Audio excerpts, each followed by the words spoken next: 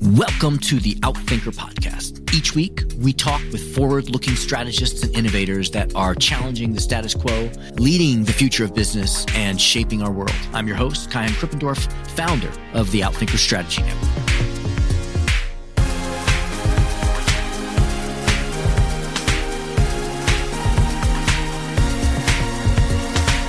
So I think people usually assume that global companies failed in China because of government intervention. It either inhibited foreign companies or favored their domestic rivals. So my co-author and I conducted more than 100 interviews with executives and global companies, and we found that in most cases, that assumption is wrong. Lele Sang is a global fellow at the Wharton School of Business at the University of Pennsylvania, and she's a co-author with Professor Karl Ulrich of Winning in China, 8 Stories of Success and Failure in the World's Largest Economy. She's also a contributor to Harvard Business Review and writes about international business. A former journalist and editor, she has interviewed world leaders from prime ministers to Fortune 500 company CEOs. In addition to journalism, she had stints at startups and multinational corporations as a marketer in both the United States and China. Lele was a visiting scholar at the University of California, Berkeley Graduate School of Journalism. She holds an MPA degree from the University of Pennsylvania. In this podcast, she shares several counterintuitive lessons from the successes and failures of companies like Amazon, Norwegian Cruise Lines, and Intel as they attempted to enter the China market. 3 necessary conditions that we must have in place to have a good chance of being successful in China, and 5 key managerial decisions each company should be thinking about if they do want to succeed. Ladies and gentlemen, Lele Sang. Lele, thank you so much for being here with us. It's great to have you on the podcast. Thank you for having me, Kai-Han. I'm excited to be here. Great. So I'm very excited to get into your work and your experience. There are a couple questions that I like to open up with all of our guests. I'm going to start with those 2. The first one, just for us to get to know you a little bit more personally, before we get to know you professionally, could you complete this sentence for me? If you really know me, you know that. If you really know me, you know I want to be a comedian. Oh, really? Wow. Yes. What got you interested in comedy? Yeah. So I was born in a family where both my parents don't tell jokes. They don't even understand the jokes. So growing up, when I tried to tell them a joke, my father would look at me puzzled. And my mom would say something like, hey, I think you say some words wrong. You're such a poorly educated kid. Why don't you go and read some more books? Oh my gosh. You know, they are typical Chinese parents. But because of that, growing up, I found myself always drawn to people who have a great sense of humor. I want to be friends with them. I want to be around them. But the thing is, funny people are rare, right? You don't really always find them. So one day I just told myself, why don't I be funny and bring happiness to myself and others? So starting from last year, I started to do stand-up. Cool. That's amazing. Yeah, it was really hard. It's really hard to make people laugh, but I did it. Did you take a class or did you just get on stage? How did you approach it? I just get on stage. I didn't take any classes. Yeah. Amazing. Yeah. I think we do need laughter, right? Especially in the business world, there is a severe lack of humor. So that's why when I don't do stand-up, I like to draw funny cartoons and make funny videos based on what's going on in the business world. For example, I drew cartoons on why Amazon failed in China. For sure. I made a video on why LinkedIn doesn't work in China. Really? So I really enjoy doing this. Oh, where can we find those cartoons? It's all on my personal website, lelesang.com. Excellent. All right. I'm going to check it out. Before we get into your other work, there's a second question that I ask all participants in this podcast, and I never get the same answer. What is your definition of strategy? Strategy is a word that makes you sound very smart. I think people in the corporate world use that a lot. Well, you say that often, that actually makes you sound much more important than you actually are.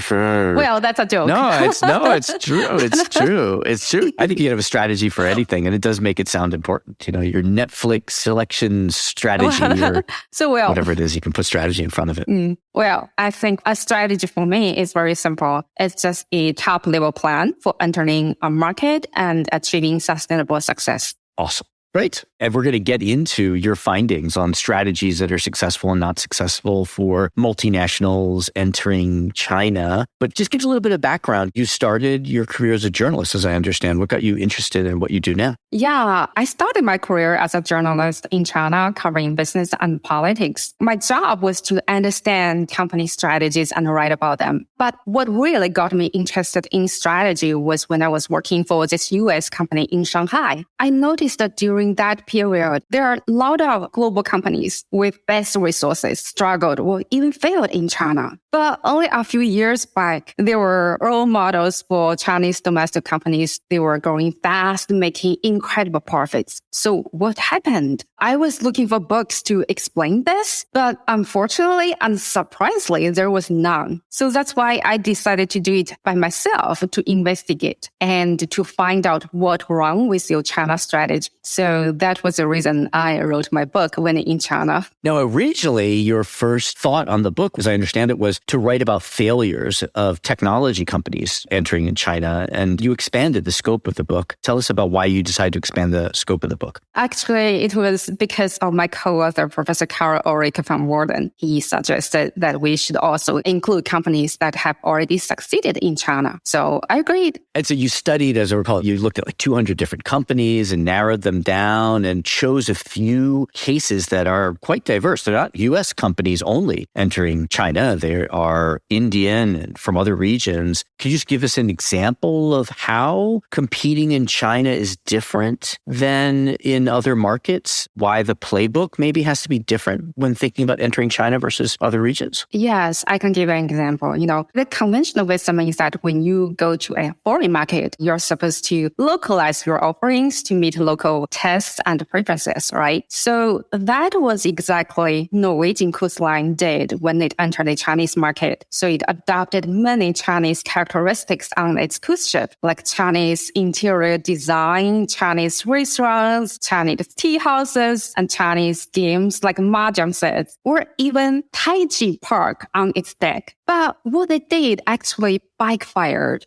It turns out that Westerners was something that Chinese consumers valued in that specific case. So when they got on a cruise ship, they expected a exotic Western experience as opposed to the Chinese experience. For instance, they really liked the British afternoon tea offered by a competing cruise company where waiters served tea and cookies while wearing white gloves. So that's a very typical Western style that they were looking for. So the company ended up spending $50 million to remove all the Chinese elements from its ship and left the Chinese market completely. Of course, there were a lot of factors, but one of them was their localization effort. Fascinating. Do you think that depends on the sector, the appeal of localization versus non-localization? I think it really depends. You have to analyze the situation on a case by case. Right. Yeah, you can't just assume that localization is a requisite or preferred. What about an example of a company that you looked at that succeeded? And what can we learn from them? Like Sequoia.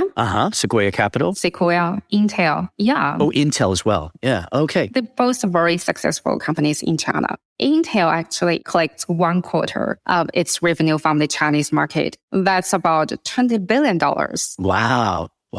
Yeah. And what are the key lessons from the Intel example? I think one of their strategies was to align their expansion plan with China's national priorities. So that's why they always got preferential treatment from the government and created a favorable operating environment for itself. So that was very smart. And how did they project that, or how did they communicate that to the market? I think it's very clear. So Chinese government, they always lay out maybe like 5-year plan. You just research on them, find out where that you can align that plan. So it's very obvious. But few companies do that. So Intel actually did that very well. Yeah. And as I understand, they really invested heavily, right? They showed a strong commitment to China. And what about Sequoia? What did Sequoia do, right? Sequoia, I think one of the main strategies was to set up a decentralized governance structure in China. So allowing their China unit to make their own decisions without intervention from their headquarters. So that was a strategy very difficult to implement. So they did it. And also they found a very awesome local leader.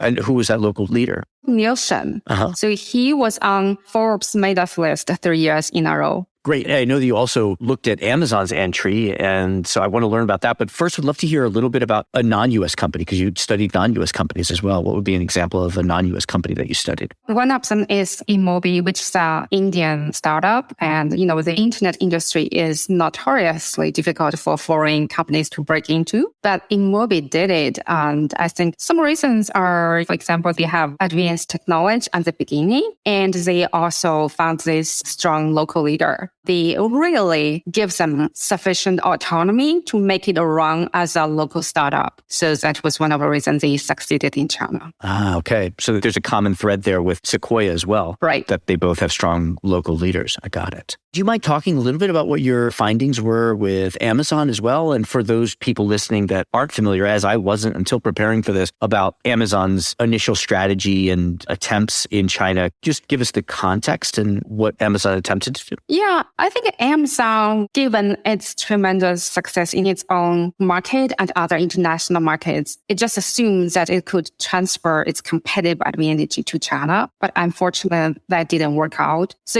Amazon's flywheel, its famous business model. So I don't want to explain it here, but I just want to say the key components of Amazon's flywheel include its vast selection of goods, fast delivery, and competitive pricing. But unfortunately, in China, Amazon's selection was much narrower than its competitors. Pricing was not competitive as JD or Alibaba, because both of them launched price wars to trying to kick Amazon out of the Chinese market, and with the support from deep-pocketed venture capitalists. JD.com also built its amazing supply system that outperformed Amazon. So that's why in China, Amazon didn't have any competitive advantage. So they had to leave China. That's what I've understood. I've only been to China, done a little bit of work in China, so I'm in no way an expert. But the expectation of speed, especially for competitors to Amazon. I mean, we over here, I ordered something today from Amazon. It's going to come tonight. And I thought, wow, this is amazing. But in China, you really have to be fast to be competitive. Yeah, that's normal. The speed is normal. Fast speed is normal.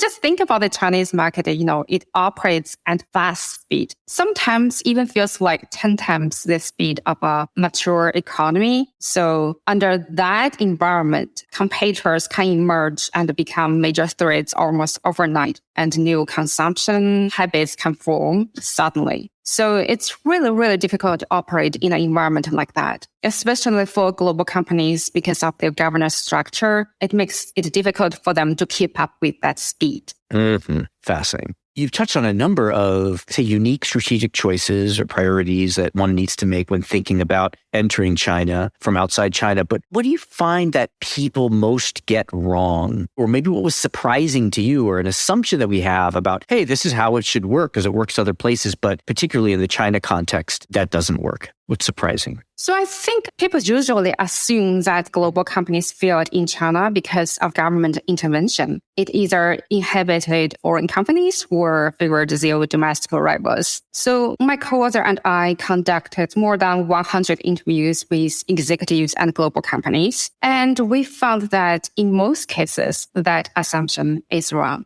Of course, I think Chinese government still plays an outsized role in guiding its economy. And sometimes its regulations and policies can change suddenly without much warning. So that definitely brings significant challenges to global companies. But in our book, we actually talked about government's intervention in some cases. But overall, I think it still came down to companies' own strategies. Okay. So then you conclude your book with, speaking of the strategies, and it really is, one message that I'm getting from you is that your success is determined on some key decisions you make in your strategy in entering China. You have a really interesting set of decisions to make. Do you mind sharing those with us? You have 5 key managerial decisions. Yes, we have a framework for entering the Chinese market. To succeed in China, you have to meet 3 necessary conditions and competently make 5 managerial decisions. So these 3 necessary conditions are demand, access to the market, and competitive advantage. So first of all, your product or service must meet a local demand. One characteristic of the Chinese market is consumers are open-minded. They always want to try new products and new services. So that actually provides an opportunity for global companies to create demand for their offerings. So in our book, we actually talk about some companies that have done it successfully. And secondly, access to market. You are allowed to operate in China legally. So, in China, there are some categories that are closed to foreign companies and some require a Chinese partner. So you have to pick the right arena to compete. The last one is competitive advantage. So just bear in mind, as I mentioned before, the competitive advantage that works in your home market or other international markets may not work in China. So in our book, we also talk about what to do when you can't transfer your competitive advantage or you lose it. Yeah, I can see people myopically assuming that the core competitive advantage that has given them success in the US and probably other more similar markets, it's almost without thinking that you operate under the assumption that that's going to translate. Excellent. What are some of those 5 key managerial decisions that we should be thinking about? The 5 managerial decisions include commitment, governance structure, leadership, strategy, and product. So that means you need to have sufficient commitment to the Chinese market, a good governance structure to balance the power dynamic between the headquarters and its China unit, and strong local leadership, and excellent strategy, and achieve product market fit. Fascinating. Again, there's so many other implications here and things to explore, but we're reaching the top of our time with you. Could you share with us, what are you working on now and where can people continue to learn from you? My work used to only focus on China, how to enter the Chinese market and how to succeed there. But I found that the lessons and principles drawn from the Chinese market can also be applied to other markets as well. So I have expanded my research to include other international markets to see how those principles work there. Great. Any particular markets that you're looking at? Well, maybe Africa and South America. And what's the best way for us to stay connected with you? You mentioned your website. Is there anywhere else that we can find you and continue to learn from you? My LinkedIn. LinkedIn? All right. Yeah. Awesome. Well, thank you so much for spending some time to share your work with us. It's really fascinating and particularly relevant now in this moment where we are looking at new forms of globalization or alternatives of globalization. Very timely and very important. Thank you for being here. Thank you. Thank you to our guests. Thank you to our producers, Karina Reyes and Zach Ness, our editor, and the rest of the team. If you like what you heard, please follow, download, and subscribe. I'm your host, Kai-Han Krippendorf. Thank you for listening. We'll catch you next week with another episode of Outthinkers.